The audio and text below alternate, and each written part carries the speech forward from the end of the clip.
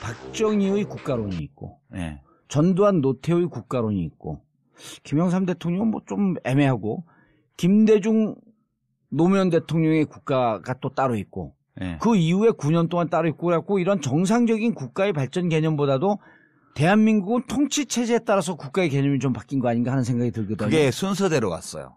그러니까 일반적으로 예. 되게 우리가 호모사피엔스 예. 한 25만 년 내외 전부터 지구에 살았다는 거 아니에요? 예. 25만 년 전부터. 그리고 언어 혁명이라고 그러죠. 그러니까 예. 지적인 혁명이 일어난 게 약 7만 년 전이라고 그래요. 그리고 농업혁명이 한 10,000년 내지 12,000년 전에 일어났고 그 이후에 국가가 발생했거든요. 그러니까 국가가 생긴 건 한 10,000년 정도라고 보면 돼요. 최초의 원시적인 예. 형태의 국가가 생긴 게. 그 우리나라는 이제 뭐 당군 할아버지가 5,000년쯤 전에 나라 세우셨다는 탄생설화를 가지고 있지만 결국 이제 한반도의 국가 형태가 좀 대충 갖춰지기 시작한 게 뭐 멀리 보면 그 정도 된다고 봐야죠. 그리고 나서 그때까지는 각각 따로따로 존재하던 문명들이 지금 근대에 들어와서 네. 다 엉기게 되잖아요, 서로. 예. 이게 우리나라가 보면 이승만 대통령 때는 반공, 북진통일 이거였어요. 그렇죠. 그게 안보국가예요, 안보국가 이게. 치안국가 또는 안보국가고 네. 그 당시 민주당이 만들었던 경제발전 5개년 계획 이런 거, 또 관료들이 만들었던 경제발전 산업화 계획 이런 거를 이승만 대통령이 다 거부해서 공산당이 하는 거라고. 예. 국가가 주도적으로 뭘 하는 거는 공산당 하는 거라고. 어허. 그러니까 이게 박정희 대통령은 이승만 대통령과 달라요. 예. 이승만 대통령은 이 국민들을 잘 먹고 잘 살게 해주는 일에 관심이 없었어. 네. 그리고 입으로만 북진 통일을 외치고 전쟁 준비는 하나도 못하고 이제 그런 정부였고. 뭐에 관심이 있었어요? 자기가 잘 먹고 잘 사는 거. 그렇지. 자기 권력에만 네. 관심이 있었지. 그 사람은 또 그런 이념적으로 볼 때 그런 국가가 나서서 뭘 하는 거를 반대하는 입장이었어요. 네. 박정희 대통령은 기본적으로 쿠데타를 하고 권력을 탈취하고 나서 그 쿠데타의 명분을 부국강병에서 찾았어요. 그러니까 잘 먹고 잘 살게 해줄게. 예. 이 잘 먹고 잘 살게 해주면 내가 이렇게 쿠데타를 한 것도 정당해질 수 있어. 네. 이렇게 믿고 자기 자신의 정치적 정통성, 정당성 문제를 산업화에 걸었던 거예요. 그러니까 이승만 정권 때 만들어졌던 안보국가의 토대 위에서 그 반공 이런 거 그대로 유지를 하면서 그 위에 발전국가를 붙인 거예요. 네. 자본주의 발전국가를. 그래서 이제 민주당 정부 4.19 후에 그 당시 윤보선 대통령 이제 있던 그 장면 총리 그 내각에서 만들었던 경제발전 5개년 계획이 국무회의를 통과한 게 5.16 전날이에요. 아, 그렇다고요. 예, 들었습니다. 그리고 나서 경제개발 5개년 계획이 그 박정희 게 아니었었네요. 그러면. 네, 원래는 유엔 기구에서 한국 전쟁을 겪었기 때문에 이 나라를 어떻게 부흥시킬 것인가를 고민하면서 이제 유럽 마샬 플랜이나 뭐 혹은 다른 제3세계 빈곤국가를 지원하는 프로그램을 참고해서 한국 정부에 권고안을 줬어요. 최초의 계획을. 그런 것들을 참고해서 그 당시 민주당 정부에서 만들었네. 경제개발 5개년 계획을 만들었는데 그게 집행되기 전에 1년밖에 지속이 안 됐으니까 정권이. 5.16이 나면서 그게 폐기될 상황이 됐는데 박정희 장군이 그걸 가져다가 더 보충해가지고 이제 밀고 나간 거예요. 63년도부터. 그러니까 자기의 쿠데타를 정당화할 수 있는 그런 명분, 자기의 권력을 유지할 수 있는 명분을 경제성 발전에서 찾았기 때문에 거기에 전력을 투구한 거예요. 그래서 한국이 안보국가의 토대 위에서 발전국가로 올라선 거예요. 자본주의 발전국가로. 그러니까 박정희 정부가 18년간 있으면서 한국 경제를 전통사회에서 산업사회로 이제 전환하는 이륙 단계를 그때 거친 거는 맞아요. 여러 가지 데이터를 볼 때 뭐 엄청 고소득을 올리고 고도 성장을 이룩한 것은 아니지만 향후에 이 대한민국 호가 비행할 수 있는 그런 활주로를 닦고 이륙을 준비하고 실제 비행기 바퀴가 땅에서 떨어지게 만든 그 기간이에요. 18년 동안이. 그때까지 발전국가고 그게 유럽에서는 산업혁명 이후에 시민혁명이 날 때까지 한 200년, 300년 기간이에요. 그게. 우리는 딱 30년 만에 통과를 한 거죠. 30년 만에. 전두환 노태우 정권까지 하더라도 그게 딱 30년 정도 돼요. 그리고 나서 무척 압축 발전을 하긴 한 거네요. 그럼요. 그러니까 남들은 뭐 5km짜리 활주로 해서 이륙했는데 우리는 한 500m 활주로 해서 그렇죠. 이륙한 거죠. 그리고 이제 그 뒤에 다시 민주국가로 그다음에 사람들이 이제 그 전에 배고플 때는 대통령이 미국 원조 밀가루 가져다가 막 집집마다 돌리고 이러니까 표 찍어주고 이랬단 말이에요. 예. 그러고 좀 뭐 독재 좀 하면 어때? 뭐 배고픈데 그래도 월급 받고 사는 형편이 나아지잖아. 그렇게 해서 주먹으로 패면 맞고 입 다물라 그러면 입 닫고 이렇게 살았는데 이제 국민소득이 한 1,000불, 2,000불 이렇게 되니까 밥은 먹는단 말이야. 예. 밥만 먹고 사냐고. 할 말도 좀 하고 그렇게 살아야 될 거 아니야. 예. 그러니까 이제 민주화에 대한 요구가 막 생긴 게 1979년도 그때예요. 12.6 사건이 날 때. 예. 이거를 어떻게 대처할까를 둘러싸고 그 권력 집단 내부에 내분이 일어나서 그게 12.6 사건으로 터져 나온 거예요. 아하. 그러니까 변화가 필요하다고 생각했던 김재규 씨가 그걸 가로막고 있던 자지처를 쏴 죽이고 대통령을 안 죽이면 이거는 방법이 없다고 생각해서 대통령까지 죽여버린 거지. 그럼 그때 삼김 씨가 경쟁을 해서 뭐 김정필 씨가 대통령이 되는 한이 있더라도 갔어야 되는데 왜 아무도 부탁을 안 했는데 전두환 씨가 갑자기 구구의 결단을 해가지고 나타나서 사람을 엄청 죽이고 정권을 잡아가지고 그 발전국가 단계를 연장을 시킨 거구나. 7년을 연장을 한 거예요. 그리고 6월 항쟁이 나서 대한민국이 이제 발전국가를 토대로 해서 민주국가 단계로 진입을 했죠 그때.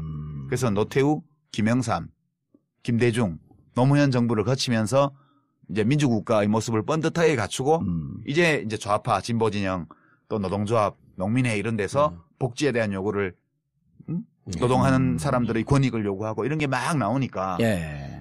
그러니까 이제 우리도 이제 보편적 복지 제도를 해야 된다 그래서 서유럽과 같은 복지국가로 한 단계 업그레이드 하자. 예. 그러고 있다가 지금 역정권 교체가 일어나서 9년 동안 지금 다시 토목건설의 시대로 그러니까 안보국 자본주의 발전국가의 시대로 간 게 이명박 정권 때고 거기서 한 단계 더 내려가서 안보국가의 단계로 간 게 박근혜 정권 때고 이 퇴행이 이루어진 거죠. 그러면 이제 79년에 그 권력 내부에서의 갈등 이렇게 말씀하셨단 말이에요. 그러면은 70년대 이른바 이제 그 학생운동을 중심으로 한 민청학년 그다음 그 내부에서 끊임없이 국민들 내부에서 민주화에 대한 요구가 있었던 거 그럼 어떻게 설명을 해야 돼요? 그거는 일부 사람들이 요구한 거지. 일부 사람들이. 그러니까 대중들은 그게 옳다는 건 알지만 지금 그것을 받아들여서 위험을 감수하고 나서기에는 아직 사는 형편이 너무 어려웠던 거예요. 그리고 정보도 부족하고 먹고 살기도 바쁘고. 그러니까 책도 많이 읽고 외신도 보고 뭐 똑똑한 청년들이 한 거지 그거를. 그때까지만 해도 그게 일반 시민들하고 결합이 안 됐다가 이제 1979년 10월에 부마 항쟁 때 이게 확 불이 붙잖아요. 부산 마산 김영삼 총재를 탄압한 거 이게 것 때문에 이게 빌미가 돼서 부산 마산 지역에서 이제 학생들의 시위가 시민들의 시위로 확산되는 양상을 보이는 거죠. 그게 이제 우리나라에서 대중적인 민주화 운동이 시작됐다는 거를 이제 보여준 거죠. 거기서 볼 수 있는 거예요. 그리고 이제 그 다음에 80년 광주항쟁은 또 어떻게 봐요 그러면? 그거는 그때 이제 부마항쟁 같은 걸 전국에서 다 하기로 약속해놓고 딴 데는 못하고 광주의 대학생들만 그 데모를 하고 시민들이 합세를 하고 이렇게 해서 광주만 고립된 거죠 그때. 광주만 고립이 돼서 결국은 민주국가로 이행을 못하고 이제 진압을 당하고 모욕을 당하고 핍박을 당하고 이러면서 대한민국은 다시 7년 동안 자본주의 발전국가, 안보국가 여기 묶여 있었던 거예요. 그리고 이제 80년대 민주화운동은 어떻게 하면 이 광주 민중항쟁을 한 지역의 항쟁이 아니라 전국의 항쟁, 전국의 주요 대도시의 이 동시다발적인 도시봉기로 이걸 확장시킬 것인가. 이거를 우리가 7년 내내 고민하면서 연습하고 훈련하고 시도하고 이런 끝에 1987년도에 광주 민주화운동의 전국 확장판이 벌어진 게 6월 항쟁인 거죠. 그 6월 항쟁의 힘으로 한국이 비로소 이제 민주국가 단계로 진입을 했고, 그 다음에 다시 그런 발전국가, 안보국가로 퇴행하는 걸 막기 위해서 김영삼 대통령이 하나회를 숙청해버린 거지. 정치 군인들의 쿠데타 위험을 제거해버린 거죠. 그러면서 좀 기반이 굳혀졌다고 봐요, 저는. 지금도 뭐 그러면 뭐 발전국가 또는 안보국가 때로 완전 퇴행했냐? 그건 아니에요. 그러니까 대통령과 그 주변 인물들과 이런 자들이 퇴행을 한 거고, 시민들은 뭐 촛불 들고 지금 씩씩하게 잘 싸우고 있잖아요. 그런 거죠. 그렇지만 그럼에도 불구하고 저는 이 책이 소중한 이유가 사실은 참여정부 이후에 MB 시절에 퇴행을 보기 시작하면서부터 충격을 받는 사람들이 많잖아요. 지금 말씀해 주신 것처럼 시민들의 역량이나 어떤 민주주의에 관한 성숙도나 이런 것들이 소위 돼지 저금통으로 대통령을 만들어낸 수준까지 우리가 올라왔다고 생각을 하고 이게 뒤로 물러나는 일은 없을 것이다라고 착각을 하고 있었는데 의외로 이게 밀리는 모습을 보이고 그다음에 너무나 퇴행적인 모습을 보이고 또 아까 두 분 말씀 중에 국가라는 거에 대해서 별로 생각하지 않고 살았다라고 하는 것이 은연중에 우리가 이제 국가라고 하는 것이 우리를 짓누르는 체제라는 거라는 생각에서는 좀 벗어났다고 생각을 했는데 사실은 국가란 무엇인가에 대한 고민이나 철학적인 기반이 없다 보니까 과거에 그냥 막연하게 우리 어린 시절에 국정교과서나 이런 것들을 국민교육원장 암기 등을 통해서 누르고 있던 국가주의가 자연스럽게 부활을 하는 꼴이 됐잖아요, 지금. 그렇죠. 이상하게. 국가주의는 예. 늘 있죠. 예. 국가주의는 이게 안보국가 단계에서부터 형성된 거고 예. 지금 이제 호모사피엔스 우리 현생 인류가 네이션 스테이트 그러니까 국민 국가 단위로 살고 있거든요. 지금 예, 현재는. 세계 국가가 없잖아요. 세계 정부가 없고 예. 지금 국민 국가 단위로 주권 국가가 되어서 예. 서로 협력하고 경쟁하면서 그곳을 정치 조직의 단위로 해서 지금 살아가고 있기 때문에 우리들의 모든 사고방식이나 이런 것들이 여기다 초점 여기다 맞춰져 있는 거예요. 그러니까 국가를 사랑해야 된다고 생각하고 또 애국심을 가져야 된다고 믿고 당연한 그렇잖아요. 전제로 예. 삼고 예. 있거든. 네. 근데 뭐 애국심이란 게 진짜 고귀한 감정인지에 대해서 누가 문제를 하면 너 우리나라 국민 맞아 이러잖아. 그렇죠. 제가 예전에 독일에서 유학 시절에 본 건데 TV 토크쇼에 예. 연방 대통령 후보가 출연을 했어요. 음. 그러니까 거기 실권이 없는 대통령이에요. 그냥 예. 의전만 하는 대통령인데 그분이 나왔는데 김인년 소속의 보수적인 그 법관 출신 후보였어요. 예, 예. 근데 그 굉장히 젊은 그 진행자가 MC가 예. 까불면서 물어봤어요. 후보자님은 국가를 사랑하십니까? 이렇게 물어봤어요. 예.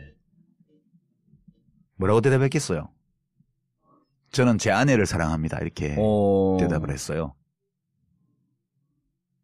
예. 우리나라의 대통령 후보가 그렇게 얘기했으면. 국가를 사랑하십니까? 이렇게 물었는데 저는 제 아내를 사랑합니다. 이렇게 대답을 하면 어떻게 되겠어요? 바로 그 조선일보 같은 데서 난리가 나겠지. 아니 바로 그 다음에 지질 폭락하지 일단. 국가관 의심스러워. 예. 근데 이제 그분이 왜 그렇게 대답을 했냐 하면 자기는 아내를 사랑하지 예. 하는 거지 결혼이라는 제도를 사랑하지 않는다는 거예요. 네.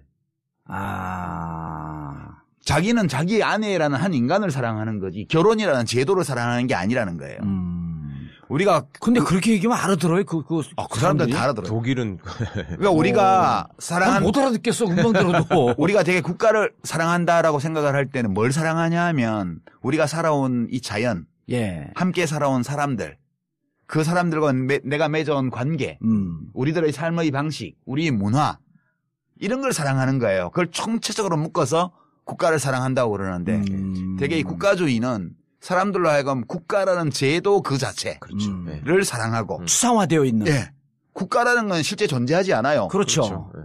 그러니까 내가 갖고 있었던 관점이 맞는 거야. 존재하는 거는 국토, 국경, 영토, 국민 이런 게 존재하는 거예요. 네. 국가는 추상적인 거거든요. 그렇죠. 그래서 국가라는 이런 조직을 어떻게 사랑하냐는 거예요. 그러니까 자기가 사랑하는 것은 국가가 아니고 국가라는 제도가 아니고 이 독일 연방공화국이라는 이 공동체 안에서 살아가는 사람들을 사랑한다는 말을 그렇게 애둘러서 한 거예요. 그러니까 나치 시절에 대한 경험 때문에 그럼요. 사람들은 더더욱 그게 그러니까 국가를 사랑한다고 말하는 순간 극우로 몰리는 거예요. 그렇지. 극우. 예, 거기잖아. 예. 웃기죠. 우리는 자유한국하다. 독일에 안 태어난 게. 아니, 방금 중요한 말씀하셨어요. 예. 너 정치인 자격 없어. 예. 맞잖아, 자격 없잖아. 여기는 법적으로 자격이 없어요. 자격이 없어요. 아직 5년 남았지. 얼마 남았어요 아니에요. 이제? 얼마 남았어? 지금 몇 월이죠? 6년 반 남지 않았나? 아니야.